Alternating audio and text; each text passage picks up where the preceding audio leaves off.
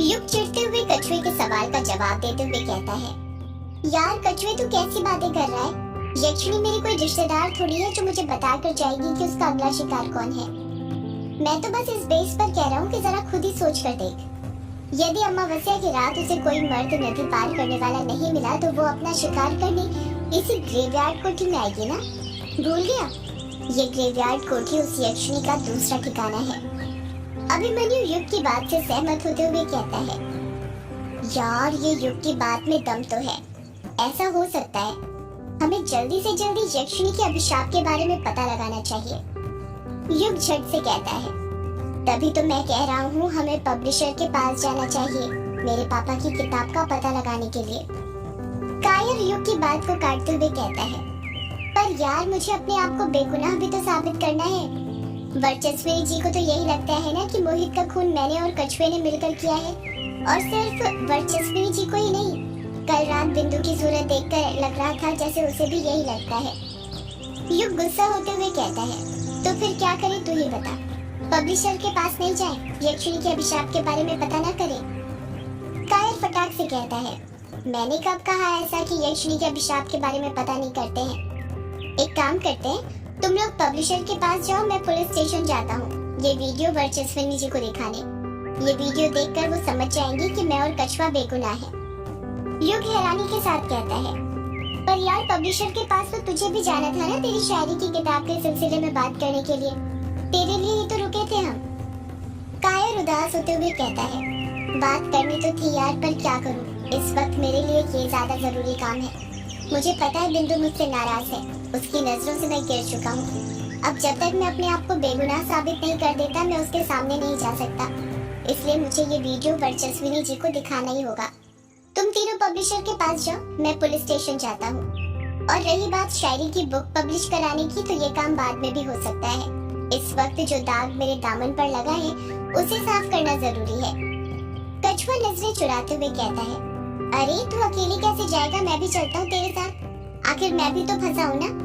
कायर कछुए की तरफ देखते हुए कहता है, हाँ मुझे सब पता है तू क्यों चल रहा है मेरे साथ। इसी बहाने तू तेरी वो वर्चू से जो मिल लेगा, आ गई होगी, याद है ना।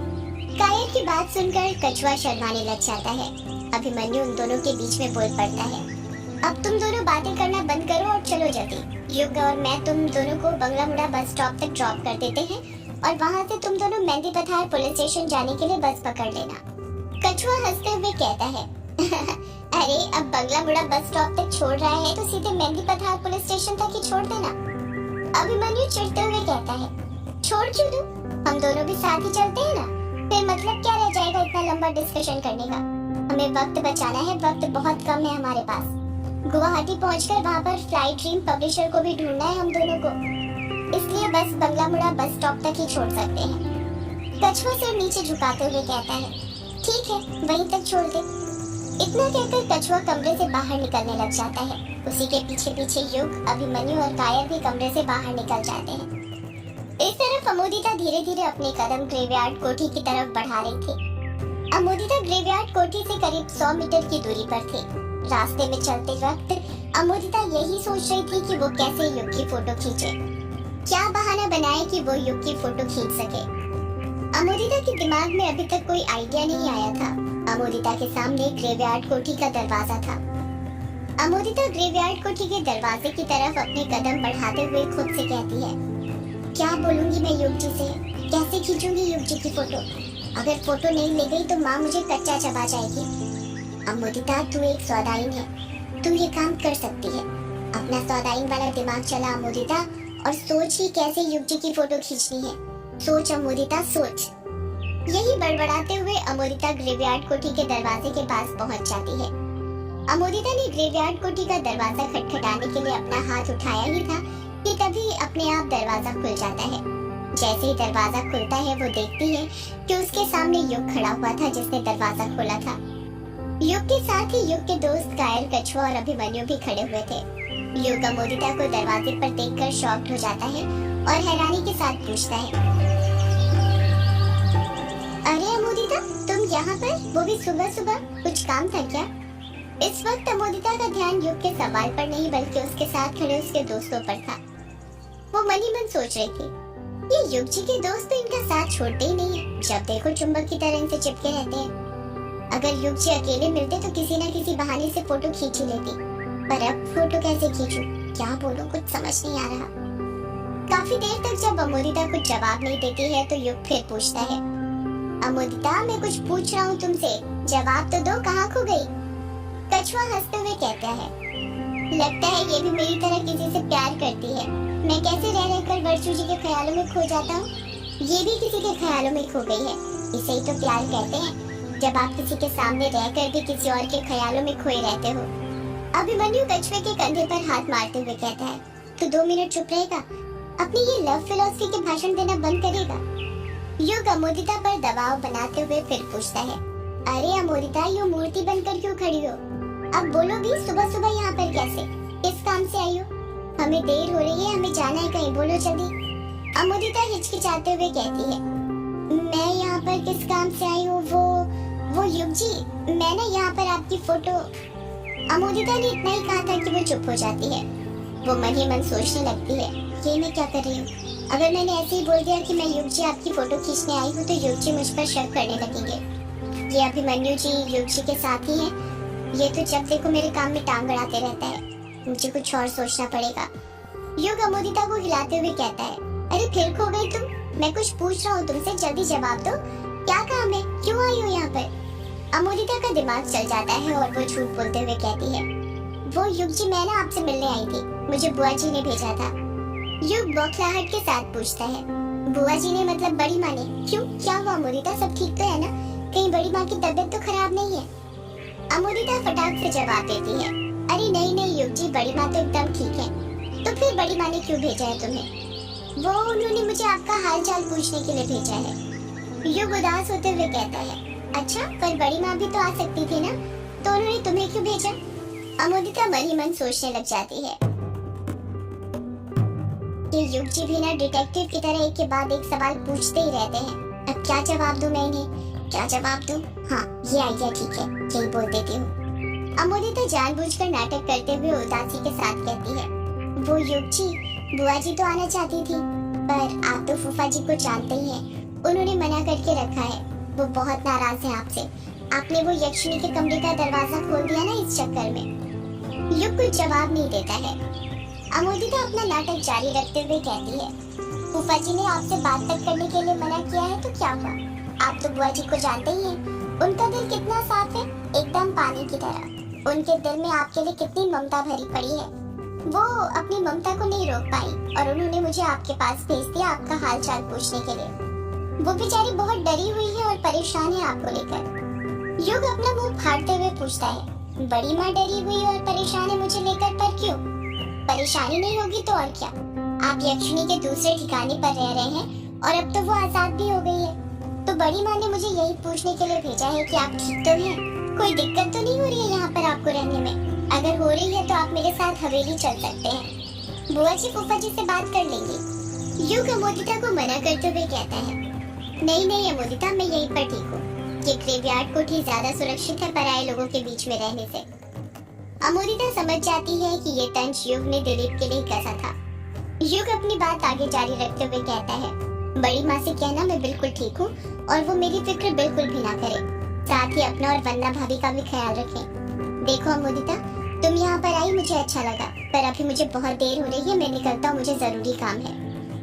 अमोदिता हैरानी के साथ पूछती है, क्या कहा जरूरी काम है? पर क्या जरूरी काम है युग जी आपको? आपको पता है मैं कितनी मुश्किल से नदी पार करके आई हूँ और आप है कि मेरे आते ही कहीं जा रहे हैं। अमोदिता मैं समझ रहा हूँ तुम्हारी बात, पर मेरा जाना जरूरी है, ये काम कैसे भी करके आज ही हो जाना चाहिए वरना बहुत देर हो जाएगी। अमोदिता पूछती है, पर क्या काम है युग जी आपको, आप बताएंगे? युग अमोदिता के सवाल का कुछ जवाब देता उससे पहले ही अभिमन्यु उन दोनों के बीच में बोल पड़ता है, अरे क्या कर रहा है युग, कितनी बातें करेगा, जल्दी चल, हमें देर हो रही है पब्लिशर के पास जाने के लिए। अमोदिता मन ही मन अभिमन्यु को ताने देने लग जाती है, इस अभिमन्यु के बच्चे ने फिर टांग अड़ाई, इसका भी कुछ न कुछ करना पड़ेगा। पहले ये युग जी को अपने वश में कर लूं, फिर ये अभिमन्यु पर तो ऐसा काला जादू करूंगी ना कि दूसरों के मामलों में टांग अड़ाना ही भूल जाएगा। युग बिना अमोदिता से कुछ कहे झट से ग्रेवयार्ड कोठी का दरवाजा लगाता है। ताला लगाने से पहले उसके मन में अमोदिता का ख्याल आता है और वो उससे पूछता है, अमोदिता, तुम इतनी मुश्किल से नदी पार करके आई हो तो थक गई होगी। अगर तुम यहाँ पर रुककर आराम करना चाहो तो कर सकती हो। मैं दरवाजा खुला ही रख देता हूँ। बाद में तुम ताला लगाकर चाबी यहीं पर रख देना। वैसे भी यहाँ कोई नहीं आता। पहले तो अमोदिता के मन में आता है कि वो युग की बात मान ले और थोड़ी देर आराम कर ले। वो सच में नदी पार करके काफी थक चुकी थी। पर तभी उसके मन में वो वाक्य आता है जब वो युग का बाल लेने ग्रेवयार्ड कोठी में आई थी और यक्षिणी ने युग के कमरे में उसके साथ क्या हरकतें की थी। अगर सही वक्त पर युग नहीं आता तो यक्षिणी उसकी इज्जत के साथ भी खेल चुकी होती। अमोदिता डरते हुए कहती है, नहीं नहीं युग जी, आप ताला लगा ही दीजिए। मैं अकेले नहीं रुक सकती इस ग्रेवयार्ड कोठी में। मुझे उस यक्षिणी से बहुत डर लगता है। आपको नहीं पता उसकी हरकतें कैसी हैं। युग अमोदिता की बात पर ध्यान नहीं देता और ग्रेवयार्ड कोठी में ताला लगाने लग जाता है। अमोदिता रजनी के बारे में सोचकर डरने लगी थी। वो मन ही मन सोच रही थी, आज तो मेरी खैर नहीं, माँ मुझे नहीं छोड़ेगी। कहेगी नालायक लड़की तो किसी काम की नहीं है। एक फोटो तक युग की नहीं ला पाई, ऐसे सौदाइन बनेगी। ताला लगाने के बाद युग बाइक के पास जाकर बाइक चालू करने लग जाता है। कायर, कछुआ और अभिमन्यु भी युग के पीछे ही बाइक पर बैठ जाते हैं। युग बाइक चालू कर ही रहा था कि तभी अमोदिता के दिमाग में एक आइडिया आता है और वो खुद से कहती है, माँ को बस युग जी की फोटो ही तो चाहिए ना, वो मैं अभी खींच देती हूँ। इतना कहकर अमोदिता अपने मोबाइल का कैमरा ऑन करती है और युग बाइक चालू करके वहाँ से निकल पाता उससे पहले ही अमोदिता उसकी फोटो क्लिक कर देती है। युग के साथ साथ बाइक के ऊपर बैठे कायर, कछुआ और अभिमन्यु की भी उसके अंदर फोटो आ जाती है। युग और उसके दोस्त वहाँ से निकल जाते हैं। अमोदिता खुद से कहती है, हूँ ना आखिर मैं भी एक कट्टर सौदाइन। जिस काम के लिए मैं आई थी वो मैंने कर ही दिखाया। सौदाइन कभी खाली हाथ नहीं जाती, अपने काम को अंजाम तक पहुंचा कर ही रहती है। इतना कहकर अमोदिता वापस से अपने कदम हवेली की तरफ बढ़ाने लग जाती है। युग और अभिमन्यु ने कायर और कछुए को बंगला मुड़ा बस स्टॉप पर ड्रॉप कर दिया था। युग और अभिमन्यु गुवाहाटी पहुंच गए थे। युग बाइक चला रहा था और अभिमन्यु पीछे बैठकर मोबाइल में मैप देखकर उसे रास्ता दिखा रहा था। युग बाइक चलाते हुए कहता है, यार ये मैप हमें सही लोकेशन पर तो ले जा रहा है ना। मुझे तो ऐसा लग रहा है जैसे हम बार बार एक ही जगह से गुजर रहे हैं। अभिमन्यु मैप देखते हुए कहता है, अरे सही रास्ते पर जा रहे हैं यार हम लोग। वो क्या है ना, यहाँ पर पहाड़ी वाला इलाका है ना, इसलिए तुझे ऐसा लग रहा है कि हम एक ही रास्ते से गुजर रहे हैं, पर ऐसा कुछ नहीं है। अभी आगे जब मार्केट शुरू हो जाएगा ना तब देखना कैसे हर रास्ते अलग लगेंगे तुझे। यहाँ से राइट मोड़। युग राइट साइड मोड़ लेता है।